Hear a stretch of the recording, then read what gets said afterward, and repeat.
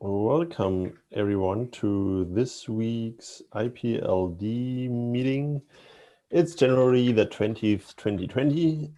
Nice. And as every week, we go over the stuff that we've done last week and what we plan next week, and then discuss any open agenda items we might have. So let's see. And please put yourself into the attendees list. Yeah, I actually haven't done that much IPLD related. I mostly was catching up after the vacations, and then I also did more Filecoin work than I wanted to do or plan to do, but nothing really deeply IPLD related. Yeah, that's all I have. So next one is Eric.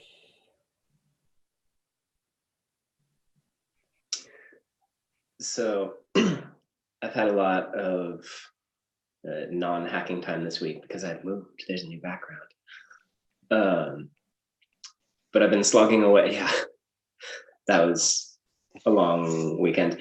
I've been slogging away on implementation details of cogen maps and the corresponding improvements to the free node implementation of maps as well. The like non-cogen, no type info, nothing. And I don't have a ton for the high-level report on that. I didn't get as far as the benchmarks that I was hoping to. Those would have been a nice summary, but I don't have them. Chasing around some like internal details where some of the child assembler components ended up needing pointers back to their parents in order to do some like last-minute validations.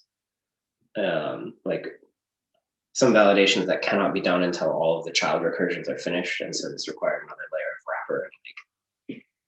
I spent a bunch of time spinning my wheels trying to find ways to not have to have that pointer cycle in there, but I could not think of better ideas, so it's there. One other thing of interest that came up during the like technical morass of my week is, and I already mentioned this in some other chat channels, but for maps to maintain order, to my surprise, turns out to be free. This is a little bit surprising because maps normally in Golang are unordered. Like the Go runtime has some fascinatingly strong opinions about this. They actually go out of their way to randomize map access order. But a bunch of this work that I've been doing to amortize allocations and make sure that boxing things into interfaces doesn't just like slay us on allocations for boxing.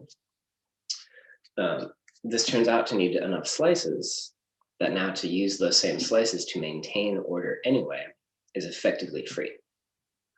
And having those slices at all is a cost that I ended up wanting to pay for amortizing interface boxing. That was not obvious until it was done. But yeah, so that's good to know. Order, maintaining it, it's free. Surprise. That's about all I got. So before I go do mine, I question connecting that to Volca. So there's that little snippet in that I posted in Slack about issue number 230 on the specs repo, pull request, discussion about deterministic selectors now, and doing selectors, exploring making selectors deterministic for maps by exploring them in order, some kind of order. And so if we can get that from IPLD prime, then that's great, especially if it's free. We could get it from JavaScript by more tightly integrating the format and decoders and encoders with the codecs, so that when we say decode a CBOR map, we emit the keys in a particular order and maintain that ordering as a separate thing. Still kind of awkward. But in Rust, does Rust have a built-in concept of what are the maps like in Rust? Can you have a map that is ordered in a per insertion order way? And also, does SERDI have a way to inspect or control the ordering that keys of a map are encoded and decoded, or do you just get back a full map object from it? I can't tell. I have to check it out. But Right. that's a good point. So yeah, I will check that out. I mean, I guess Rust has something like this, but it's a good point about if SERDI can actually deal with such things. Yeah, because I have to check it out. Yeah, I think we'll get that bit of awkwardness. I think is going to be, it's going to be really crazy. And is it going to be reasonable for us to have a specification that says that you have to maintain some ordering information of how the keys were encoded in down at the byte level, and you have to maintain that all the way through, so that when you run a selector, you can use that ordering? Or do we just select a different ordering mechanism, like just sort the keys by bytes? Mm-hmm.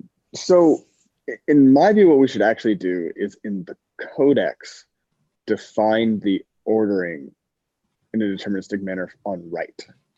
So if you write a map, the ordering that you use should be deterministic regardless of insertion order. On read, and this would probably apply to selectors as well, it should just be the order that it was encoded at. Because if we don't do that, then we won't be able to ever stream out of any decoder. And that would become an issue. So it's something that you want to something that you really want to like lock down at write time, ideally. Stephen? So one thing we could do is say, well, if they're not in order, it's just invalid. Just like reject the object. But that's not very nice and probably can lead to other problems. Well, there's other reasons we might reject an object as well. Like there's other encoding things that we're starting to talk about being more strict on. So you need to behave nicely in this land. If you don't encode properly, then it's not encoded properly.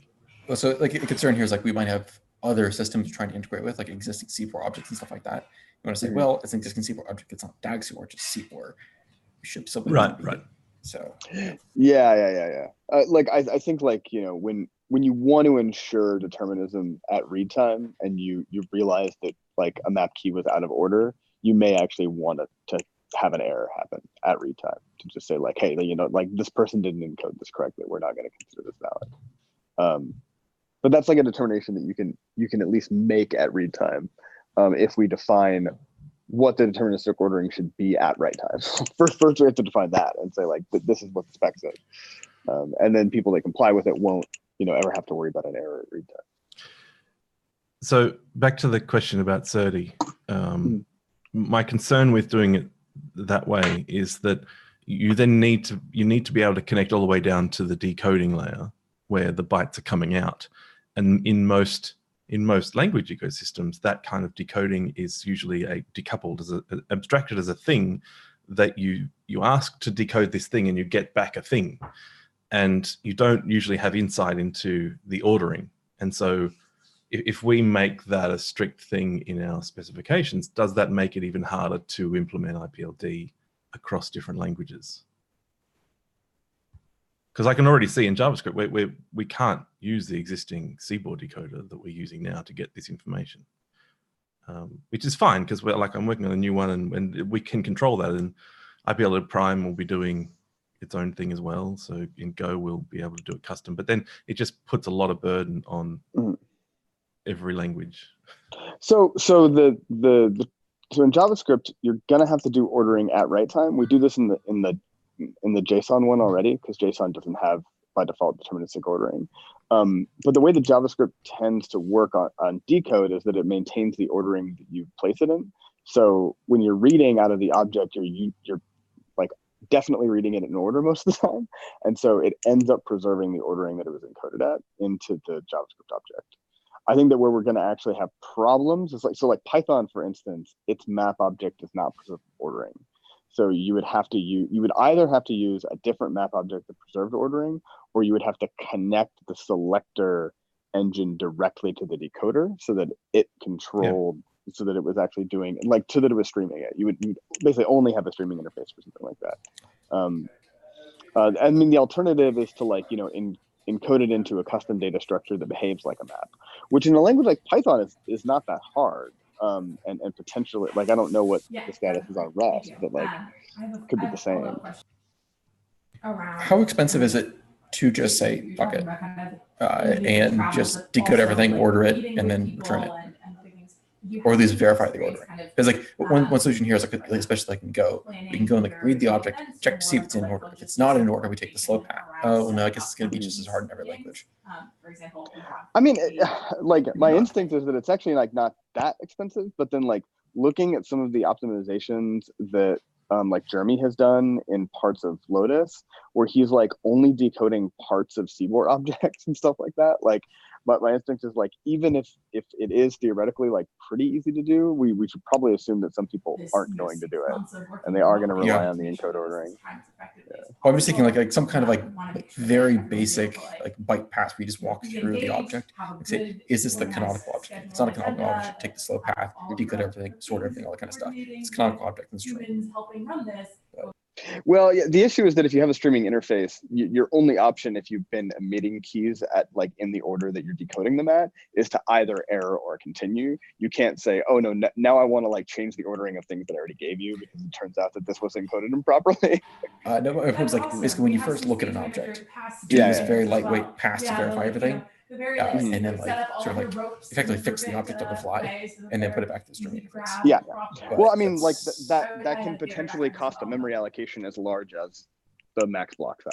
Like that's the maximum sort of impact that it could have, and that's I see. You would literally stream decode it with ever. Yeah. Mm-hmm.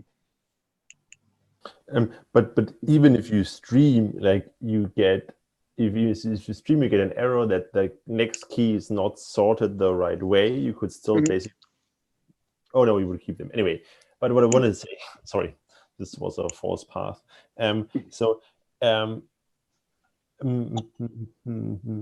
Michael, you said you would wanted to do that on write time it's always ordered, so that on read time it's automatically ordered, basically. Yep.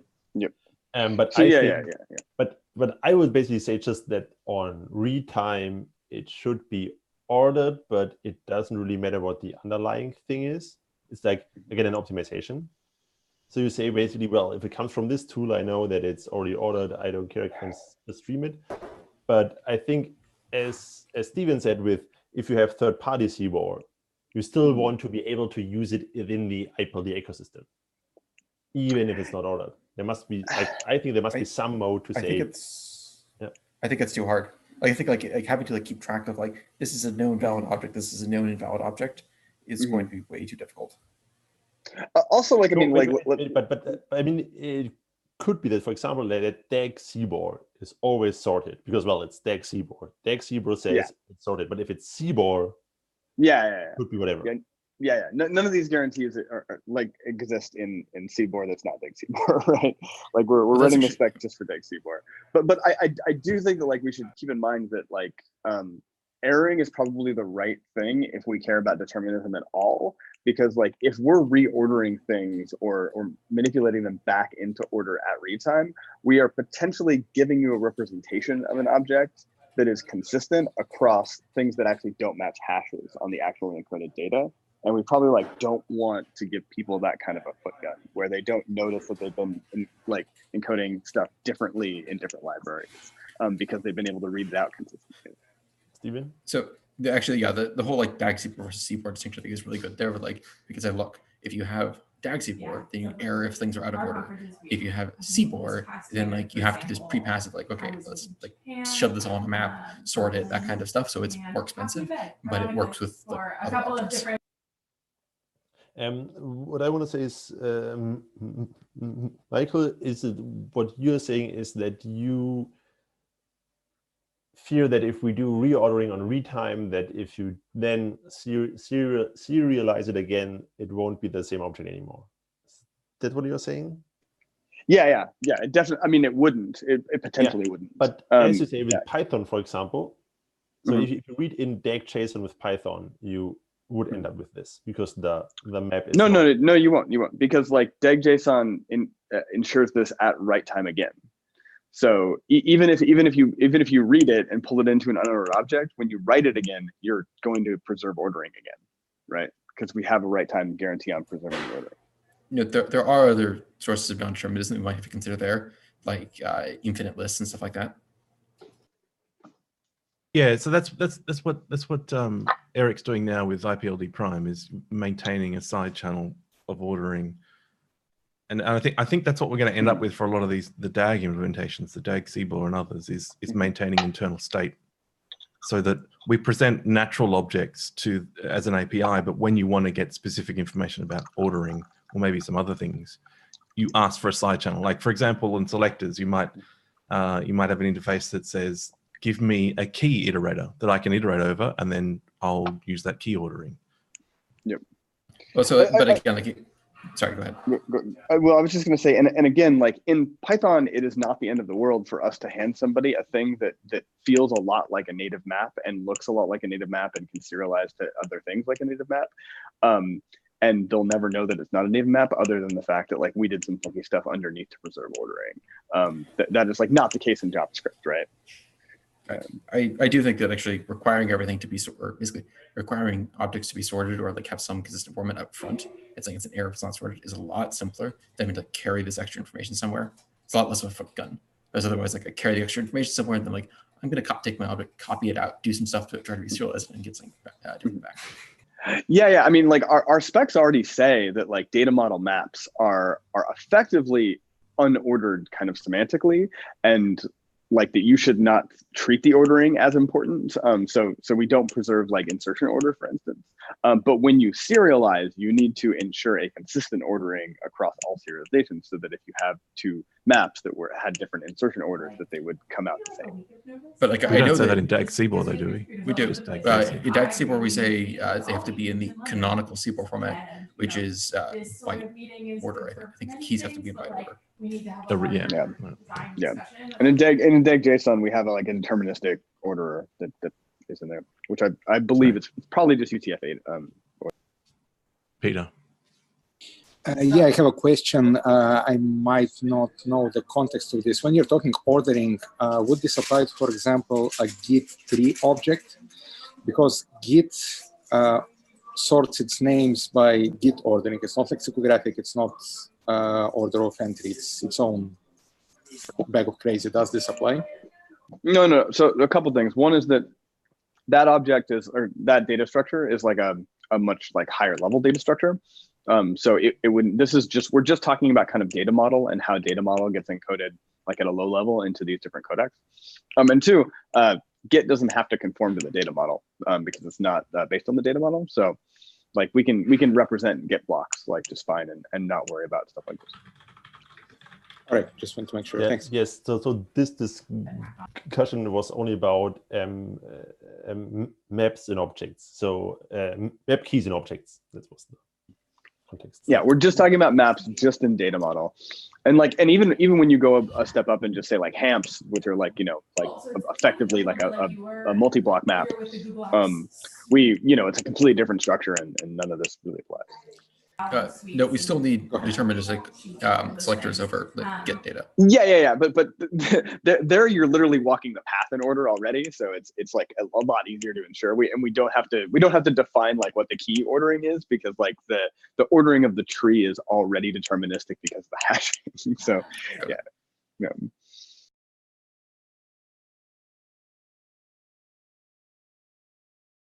All right.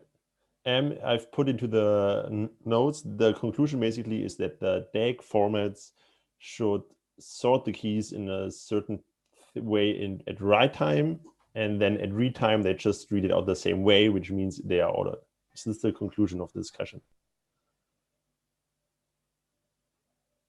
Yes. Other than that, we may want an optional mode when reading in a streamed way to error, or actually just in any read. We may want an option to error when something was encoded in an undeterministic manner.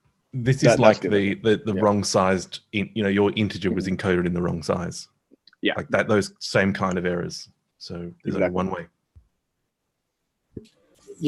Just a note, when you define in the spec, when you define sorting, make sure to define the Unicode normal form, because there'll be dragons, so we have to be very, very clear what this is.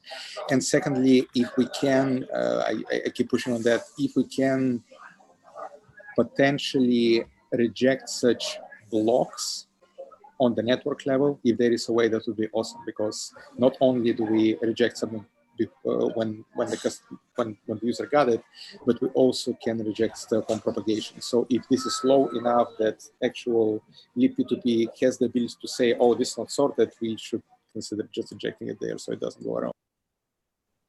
I'd actually like to push back. I think it's that one. I feel like we need to reject things at the same place every single time. So like if we have some abilities to reject things at the network level by like doing pre-checks and some things that like reject things on read, but like most of the object is correct, then we're going to have applications that behave non-deterministically. So determinism in failure mode.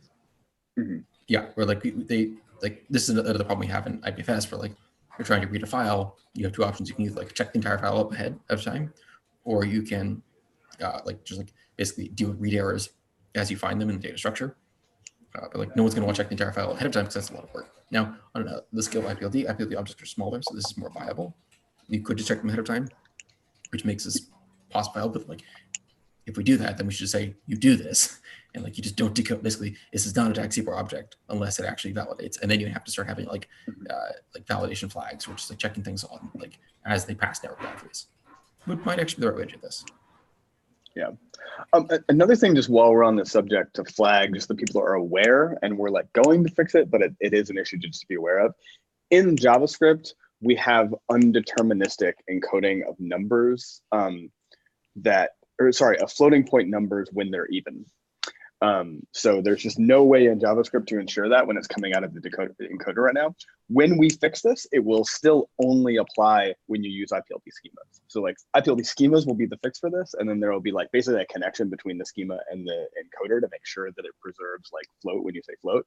But like in general, if you're not using schemas, you're like always going to have this problem. It's like a language level deficiency. And then we still need to like write the fix for this essentially at the schema layer in JavaScript. So that's just like something to be aware of if you're dealing with numbers and you're interacting with JavaScript right now.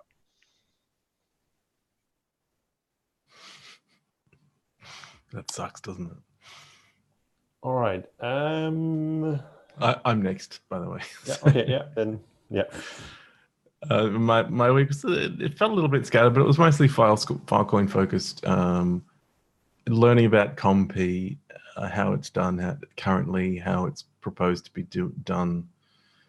Turns out there's a ComP it's the commitment piece identifier that's like if you make a deal with Filecoin, then your piece, which I guess is your piece of data, is validated, and you get back this hash essentially of a Merkle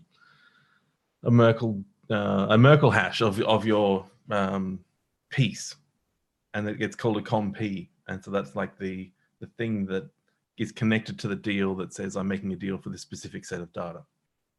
And so we have a need for generating ComP outside of Filecoin so that we can make some special deals up front. So it turns out that current implementation is doing ComP over a UnixFS version 1 thing. So it assumes that you're giving it UnixFS files, and then it just looks at the bytes and makes a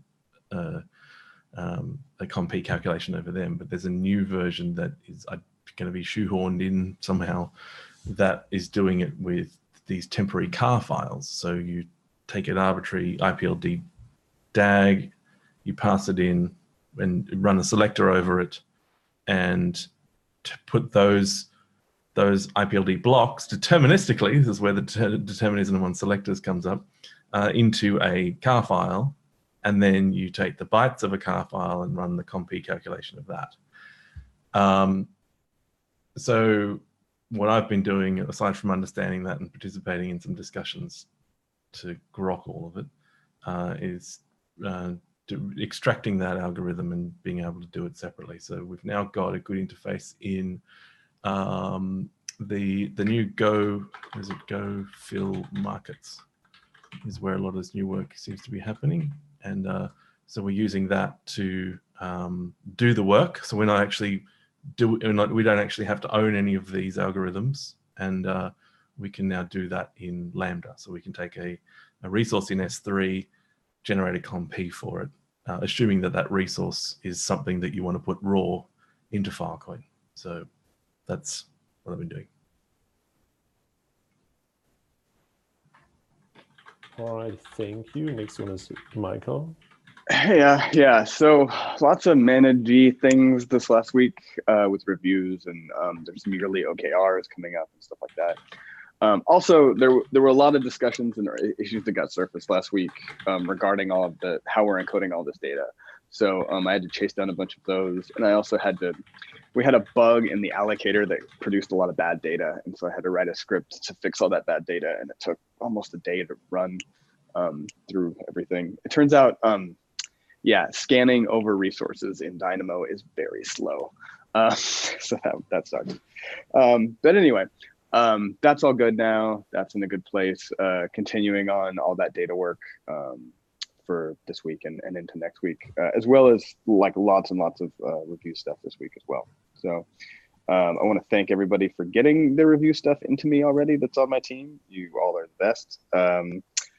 Also, I won. They have like a thing that says like who has submitted all of their self-reviews on each team and all those team members. And thank you guys, because I won. Because you all put them in ahead of as a team for everybody else. So awesome, thank you. And yeah, that's my update for this week. All right, cool. Does anyone else give an update or say something else? Yes, Stephen? Oh, you say goodbye, okay. Goodbye, Stephen. Peter, do you have any stuff? Okay, it's cool. Nothing IPLD related yet. Okay, cool. All right, so is there anything else anyone wants to discuss? All right, then, we are almost on time. Then, yeah, goodbye to everyone. And I don't know if we have anything we can't talk public about afterwards, but we'll see. So goodbye everyone, and goodbye everyone on the live stream, and see you next week. So